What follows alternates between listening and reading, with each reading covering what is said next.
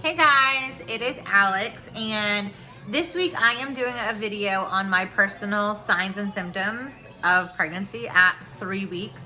I did get a positive test result at home 4 days before my missed period. I still actually haven't missed my period. Tomorrow will be my missed period day, but I have had an HCG blood draw on Tuesday, and I also had one today that did confirm pregnancy. I have to be monitored very early on because this past January I went through an ectopic pregnancy. So my next video I will go over the signs and symptoms on how I knew I had an ectopic pregnancy. It was caught very early, and it could have been pretty bad. So this one we don't really know if it's a viable pregnancy or not. It's very nerve-wracking. Right now I'm either 3 weeks and 6 days today, or I'm 3 weeks and 5 days. And my first blood draw was either at 3 weeks, 3 days, or 3 weeks, 4 days. I have my ovulation kind of narrowed down. I do have irregular cycles. They're actually becoming more regular, I guess. They're between 32 and 33 days long versus 28. So my first HCG draw in the 3 week range was 102 on Tuesday, and I keep checking my app to see what my HCG is at right now, to see if it is doing the proper doubling, or if there's any type of indication that something isn't normal or could not be normal, etc. So first I want to say that in August and September we were actively trying. So I downloaded an app, which I didn't end up getting pregnant during the times that I was actually trying and doing all the things to know when I was ovulating, making sure we were, doing everything that we needed to. And then I get pregnant when we don't try. So it's just funny that way. So I downloaded this app called Glow. And I just want to show you here. It looks like this when you log in. Sorry, I had to pull up my iPad here. So I basically started out charting my basal body temperature. So your basal body temperature is your temperature first thing in the morning before you get out of bed. You don't want to get up. You have to have at least slept for, I believe it was 4 or 5 hours. And it's best if you take the temperature at the exact same time every single day. I did it kind of roughly between the same time. I did it between 4:45 in the morning and 5:30 in the morning. So when we were actively trying, I thought that I was pregnant on one of the months. I'll show you here. Okay, so I actively charted pretty well in September. You can see kind of the charts there. I for sure thought I was pregnant here because they say that if you go into this triphasic, I believe it is, stage, triphasic or triphasic or something like that, try something phase. This is the third phase of your charting for temperatures. So you basically have your temperature range for right after your period before you ovulate. It's usually in a lower range. So mine was typically around 97.8, 97.9. It stayed below 98.0 before I ovulated. And then, so as you can see in this ovulation range, you've got 97.7, 97.7, goes down to 97.5. So stays below 98.0. So they say that when you ovulate, your temperature goes down and then you start to see it go up above that lower rate. So you can see it starts to rise here, 97.7, and then 98.4. So usually when I'm in that second phase, or luteal phase, I don't know, I'm probably pronouncing it wrong.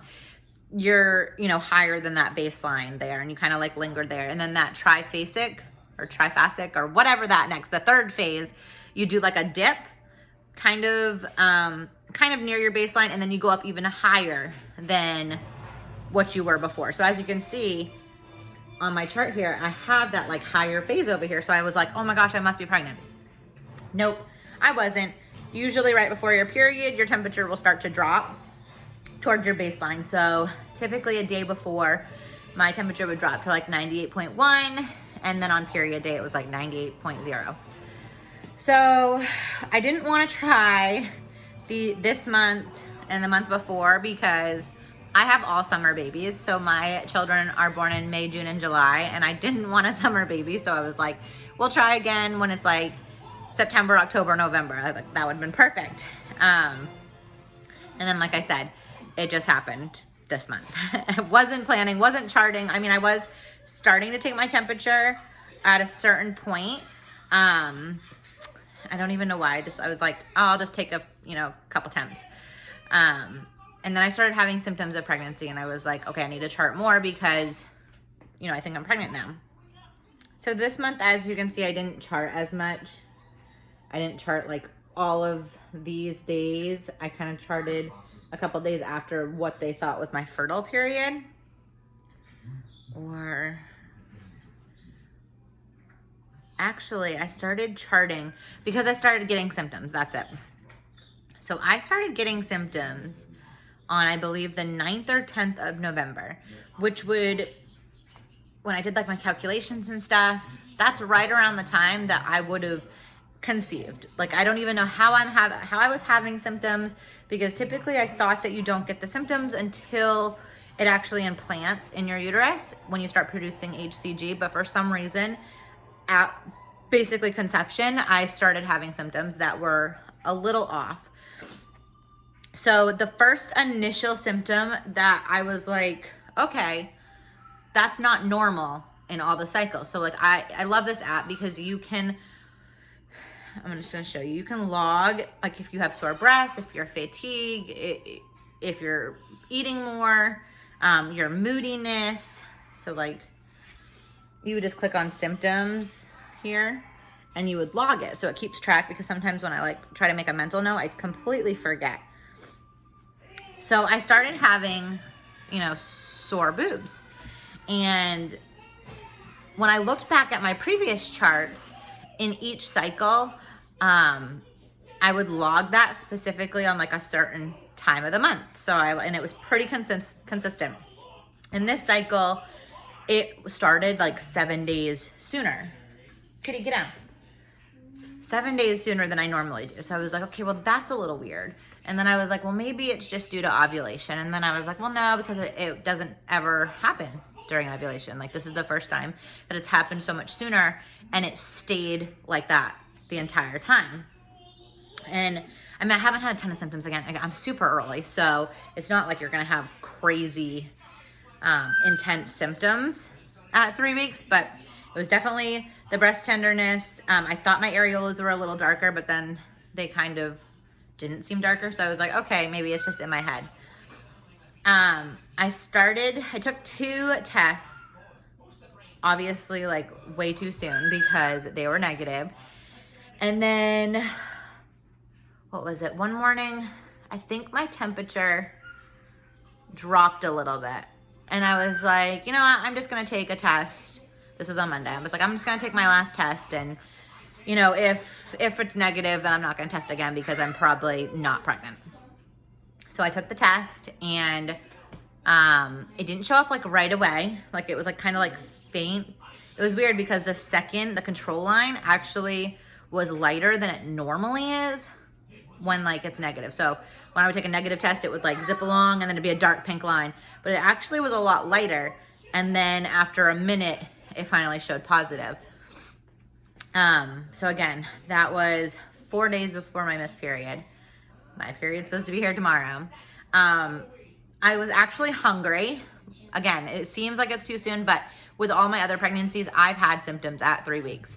So it's not out of the norm for me. My body just tells me. So I was starting to get hungry in the morning. I never eat breakfast, so you know what I mean? Like, to be hungry and consistently. That was an indicator for me. I actually had a craving. I was craving ham, egg, and cheese English muffins from Dunkin' Donuts, and I was getting them every single day. And that was like the initial symptoms. I think I had constipation once, and then I had diarrhea once. Sorry, TMI. So I was like, okay, maybe I'm getting sick, maybe not. But yeah, those were just the initial symptoms, and I just had that feeling. I just knew, apparently. And now, at either 3 weeks, 5 days, 3 weeks, 6 days, I'm so tired today, like so drained. I woke up this morning, I went out and got a coffee, I came back home, and then I went to bed for another hour, and I did not want to get up. And I'm super tired right now. I like do not want to do anything. I don't want to make dinner. I just want to sleep. So those are the initial signs. Like I said, I'm going to do a video about signs and symptoms of ectopic because I was ectopic last time. Just very basic here. It wasn't your normal ectopic pregnancy. My form of ectopic pregnancy was a super rare form. So it didn't happen in my fallopian tubes. Usually when it happens in your fallopian tubes, your chance for having another one is a lot higher because when it happens in your fallopian tubes, there's usually something wrong with the follicles that push the egg. It doesn't, like, there's not enough strength or something.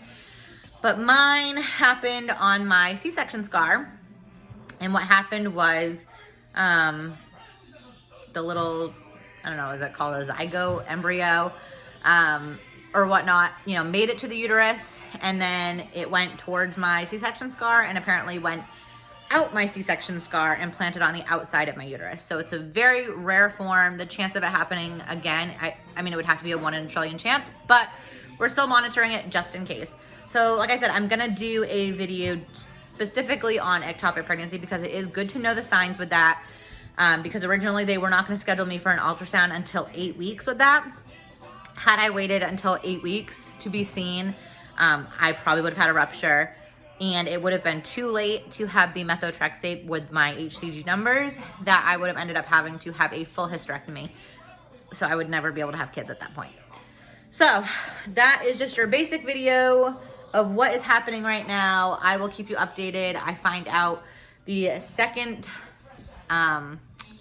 oh God, look at me. I'm such a mess. There's something on my shirt. I find out the second HCG reading either tonight or first thing in the morning. And then I have another blood draw on Saturday. And then once my numbers reach 2,500, they're going to try and do a scan and see if they can see anything. So fingers crossed, keep me in your prayers. I'm trying to stay as calm as I can and be prepared for some more vlogs.